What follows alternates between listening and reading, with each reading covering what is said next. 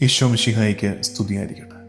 നമ്മുടെ സങ്കേതവും കോട്ടയുമായ ഈശോയെ ഏറ്റുപറഞ്ഞ് ഈ ദിവസം ആരംഭിക്കാം. ഒരുമിച്ച് കുരിശ് വരയ്ക്കാം. എൻ്റെ തമ്പുരാനെ, വിശുദ്ധ കുരിശിൻ്റെ അടയാളത്താലെ ഞങ്ങളുടെ ശത്രുക്കളിൽ നിന്ന് ഞങ്ങളെ രക്ഷിക്കുക. ഞങ്ങളുടെ തമ്പുരാനെ, പിതാവിൻ്റെയും പുത്രൻ്റെയും പരിശുദ്ധാത്മാവിൻ്റെയും നാമത്തിൽ.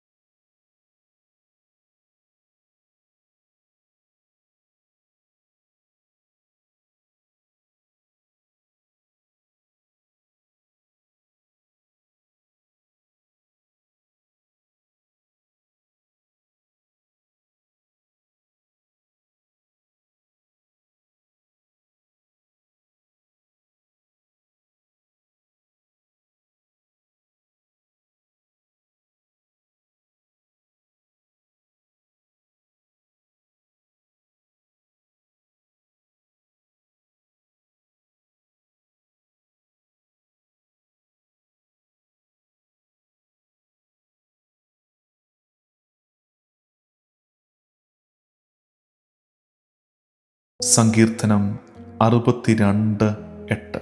Sam 62 verse 8. ജനമേ, എന്നും ദൈവത്തിൽ ശരണം വയ്ക്കുവിൻ. അവിടുത്തെ മുൻപിൽ നിങ്ങളുടെ ഹൃദയം തുറക്കുവിൻ. അവിടുന്നാണ് നമ്മുടെ സങ്കേതം.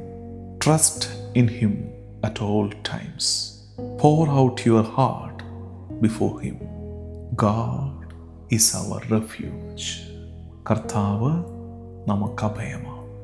പാടി പ്രാർത്ഥിച്ചത് അർത്ഥമറിഞ്ഞു ആത്മാവിൻ്റെ ആഴങ്ങളിൽ നിന്നും ഏറ്റു പ്രാർത്ഥിക്കാം. നീ എൻ്റെ സങ്കേതം, നീ എൻ്റെ കോട്ട, നീ എൻ്റെ ദൈവം.